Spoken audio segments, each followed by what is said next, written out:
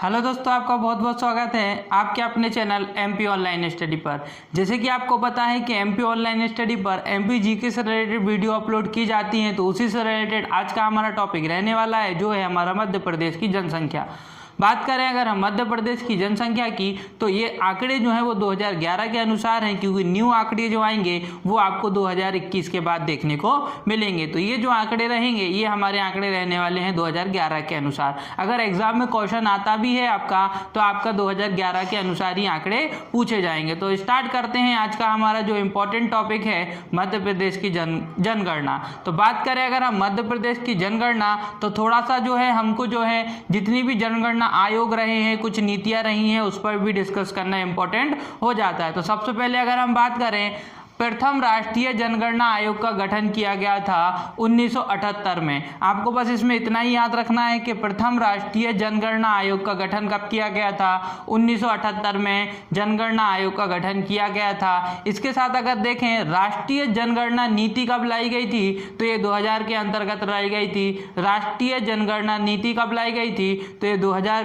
के अंतर्गत लाई गई थी। इसी के साथ विश्व जनसंख्या दिवस जो है वो हम 11 जुलाई को मनाते हैं। तो ये तो मोस्ट इंपॉर्टेंट क्वेश्चन हो जाता है कि विश्व जनसंख्या दिवस कब मनाई जाती है, तो ये 11 जुलाई को मनाया जाता है। इसी के साथ अगर हम बात करें भारत में प्रथम जनगणना की, अगर हम बात करें भारत के अंदर प्रथम जनगणना की अगर हम बात करें, तो आपको देखने को मिलेगा 1872 में लॉर्ड मेयो के शासनकाल में। जिस समय अंग्रेज का शासन हुआ करता था, उस समय जो एक हमारे लॉर्ड कर्नल जो होते थे, है ना, वो थे आपके लॉर्ड मेयो। तो लॉर्ड मेयो के शासनकाल में भारत में प्रथम बार जनगणना की गई 1872 में। लेकिन नियमित रूप से अगर हम जनगणना की बात करें, तो वो 1881 में की गई थी। 1881 में की गई थी, जो आपकी लॉर्ड रिपन के शासनकाल में की गई थी। किसके शासनकाल में? लॉर्ड रिपन के शासनकाल में। तो आपको इतना याद रखना है कि अगर भारत में प्रथम बार जनगणना कब की गई, ऐसा क्वेश्चन आता है, तो आपका आंसर हो जाएगा 1972 में। लेकिन अगर 1872 में, लेकिन अगर क्वेश्चन आता है कि भारत में नियमित रूप से जनगणना कब की गई थी, तो इसका आंसर हो जाएगा आपका 1881 में। और अगर दोनों की अगर हम बात करें, तो लॉर्ड मेयो द्वारा 1872 में जनगणना कराई गई थी और लॉर्ड रिपन द्वारा 1881 में जनगणना कराई गई थी। तो इतना क्वेश्चन जो है आपको ये 2 पॉइंट से याद रखना है। इसी के साथ हम बात करें मध्य प्रदेश की जनगणना की, अगर हम बात करें प्रथम जनगणना की बात करें, तो जैसे कि आपको पता है 1 नवंबर 1956 को जो मध्य प्रदेश का गठन हुआ था, इसी के तहत 1 नवंबर 1956 को ही जो है या 1956 के अंतर्गत ही मध्य प्रदेश में प्रथम जनगणना की गई थी। 2011 की जनगणना जो हो जाएगी वो मध्य प्रदेश की 6वीं जनगणना हो जाएगी। तो याद रखना है आपको कि मध्य प्रदेश की पहली जनगणना 1956 के अंतर्गत की गई थी और मध्य प्रदेश की जो 6वीं जनगणना है वो 2011 के अंतर्गत की गई थी। तो इतने पॉइंट जो हैं वो आपको इससे भी याद रखना है। इसके साथ अगर हम बात करें मध्य प्रदेश की जनगणना जो हमने 2011 के अनुसार, परंतु इसको जो है प्रकाशित कब किया गया था, ये आंकड़े जो हैं वो पब्लिक कब किए गए थे, तो वो किए गए थे आपके 30 अप्रैल 2013 को। क्योंकि जो है 2011 से जनगणना जब संपूर्ण होती है, तो उसके आंकड़े संपूर्ण इकट्ठा करना वो उसमें थोड़ा टाइम लगता है। तो अगर हम वो आंकड़ों की बताएं, जिस समय आंकड़े जो इकट्ठे हुए थे वो था आपका 30 अप्रैल 2013। इसके पश्चात अगर हम देखें मध्य प्रदेश की टोटल जनसंख्या की अगर हम बात करें, तो आपको देखने को मिलेगा 7,26,26,803। ये जो है 809, ये जनसंख्या आपको देखने को मिलेगी मध्य प्रदेश में। मैं फिर से आपको बताता हूँ कितना हो जाएगा आंकड़ा,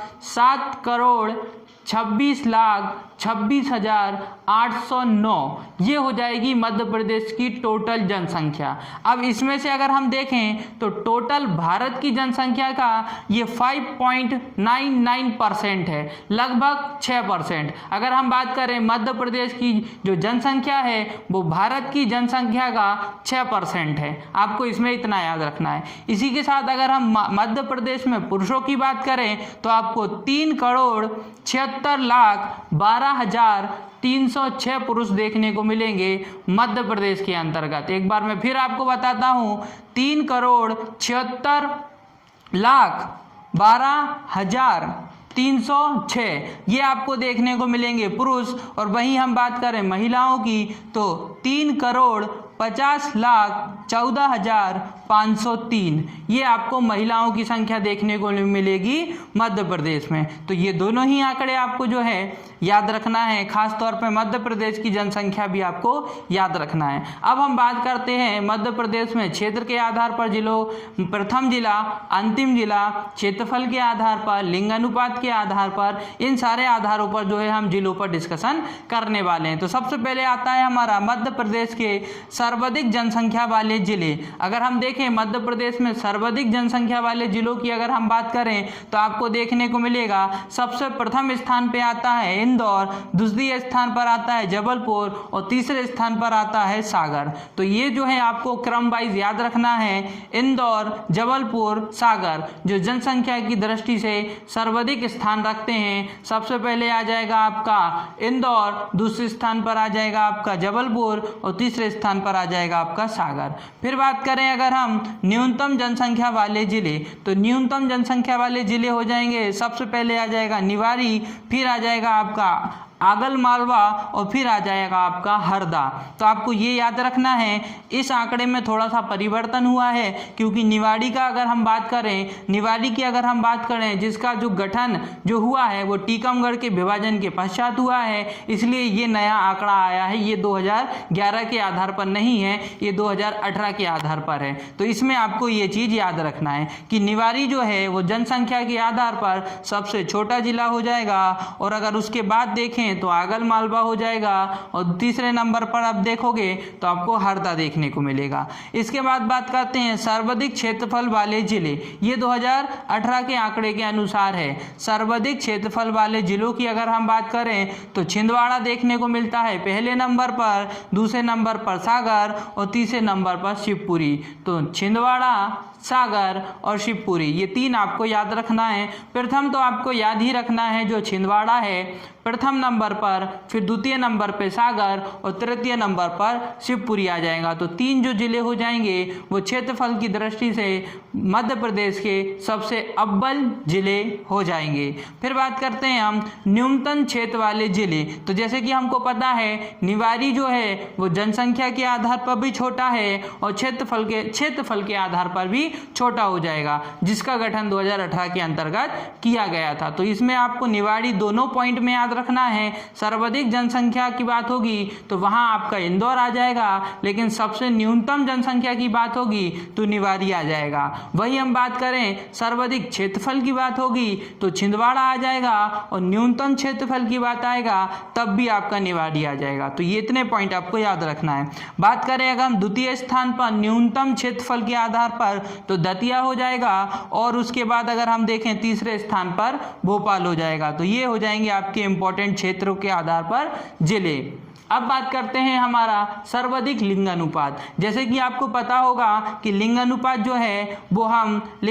जो है 1000 पुरुषों पर कितनी महिला हैं, ये उसका लिंग अनुपात होता है। और इसी के आधार पर भारत की बात करें, मध्य प्रदेश की बात करें, जिले की बात करें, इनके लिंग अनुपात का निर्धारण किया जाता है। 1000 पुरुषों पर कितनी महिलाएं हैं, ये किसी भी जिले, किसी भी राज्य और किसी भी देश का लिंग अनुपात कहलाता है। तो बात करें हम अगर सर्वाधिक लिंग अनुपात वाले जिले जहां आपको अधिकतम लिंग अनुपात देखने को मिलेगा तो वो हो जाएगा बालाघाट पहले स्थान पर, अलीराजपुर दूसरे स्थान पर और मंडला तीसरे स्थान पर। और अगर हम बात करें बालाघाट में लिंग अनुपात आपको देखने को मिलेगा 1000 पुरुषों में 1021 महिलाएं, 1000 पुरुषों में 1021 महिलाएं, मतलब यहाँ पर महिलाओं की संख्या पुरुषों की तुलना में अधिक है। इसके बाद दूसरे स्थान पर हम देखेंगे अलीराजपुर, जिसका लिंग अनुपात जो है 1011 है। इसका मतलब 1000 पुरुष पर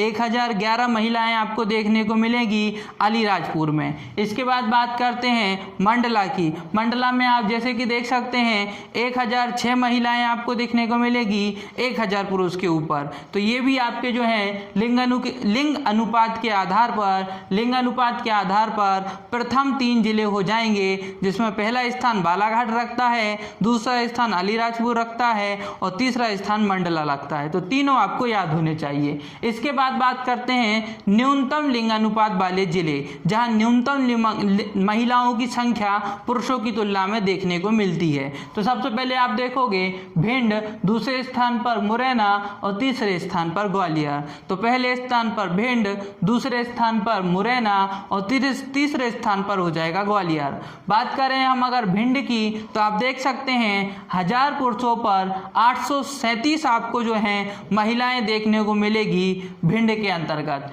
मुरैना की बात करें तो 1000 पुरुषों पर 840 महिलाएं आपको देखने को मिलेगी और ग्वालियर की बात करें तो 1000 पुरुषों पर 864 महिलाएं आपको देखने को मिलेंगी और सबसे न्यूनतम आपको ज़्यादा गौर करना है, जो भिंड हो जाएगा 837। 1000 पुरुषों पर 837 महिलाएं आपको यहाँ देखने को मिलेंगी। तो ये हो जाएंगे आपके न्यूनतम लिंगानुपात वाले जिले। सर्वाधिक ग्रामीण लिंगानुपात की बात करें, सर्वाधिक ग्रामीण लिंगानुपात, जहां सबसे ज्यादा ग्रामीण लिंगानुपात देखने को मिलता है, तो वो हो जाएगा बालाघाट। मैंने एक लिखा है क्योंकि ये एक ही इंपॉर्टेंट है। अगर सर्वाधिक ग्रामीण लिंगानुपात की बात करें तो ये बालाघाट हो जाएगा, जहां आपको 1021 महिलाएं देखने को मिलेगी 1000 पुरुषों पर। तो ये जो है बालाघाट के ग्रामीण क्षेत्रों में महिलाओं की संख्या अधिक है। फिर बात करें न्यूनतम ग्रामीण लिंगानुपात जिले की, तो वो भिंड देखने को मिलता है, जहां 828 महिलाएं देखने को मिलेंगी आपको 1000 पुरुष पर। मतलब जो भिंड का जो ग्रामीण क्षेत्र है वहां महिलाओं की संख्या कम है।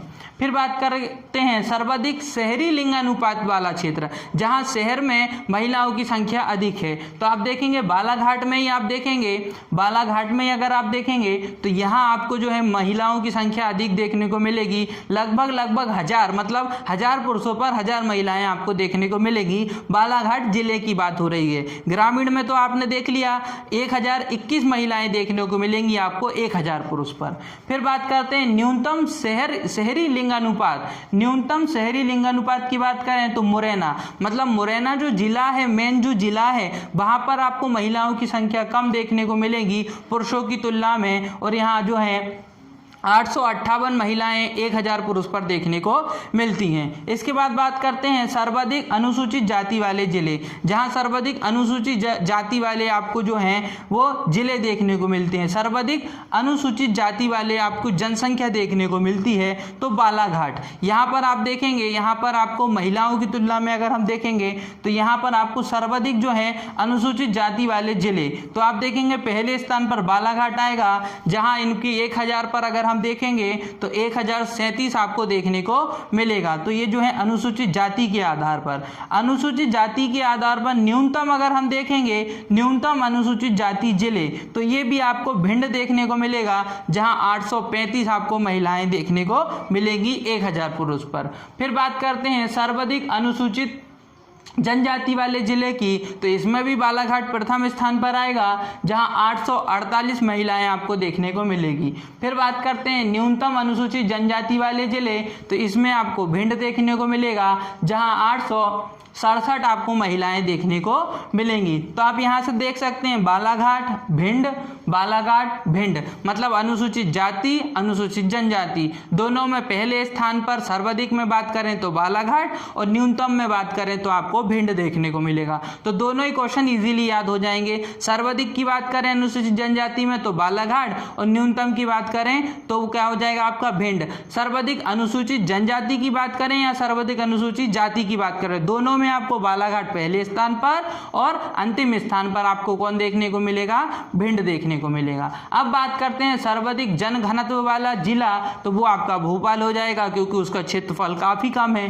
तो आप देख सकते हैं सर्वाधिक जन घनत्व वाला जिला जो है वो आपका हो जाएगा भोपाल, जहां 1000 वर्ग किलोमीटर के अंतर्गत आपको जो है 856 जो है लोग देखने को मिलेंगे। तो ये जो है सर्वाधिक घनत्व आपको देखने को मिलेगा। यहाँ पर जो है आप देख सकते हैं 1 वर्ग किलोमीटर के अंतर्गत देखा जाता है घनत्व।